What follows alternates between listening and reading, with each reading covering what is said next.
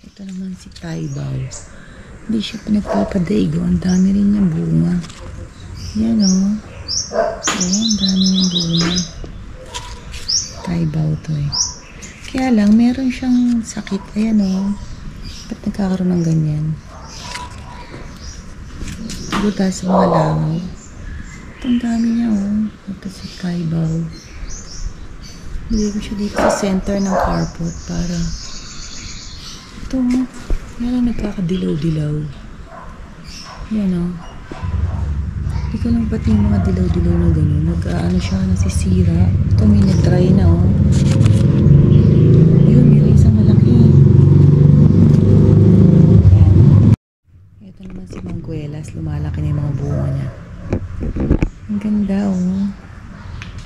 Yan. Ito may mga bulaklak siya eh. Pero hindi ko alam ba't yan na lang natin dalawa. And then, ito pa yung isang mangguelas na isang trunk na ang dami ding bunga. Tapos, nagkakaroon siya ng mga supling-supling na ganyan. So, ito din, oh. Palagi ko, mamumunga rin to eh. Yung tubo na yan, mamumunga rin siya eh. Kaya yan, nag-overlap siya dito sa ilang bunga.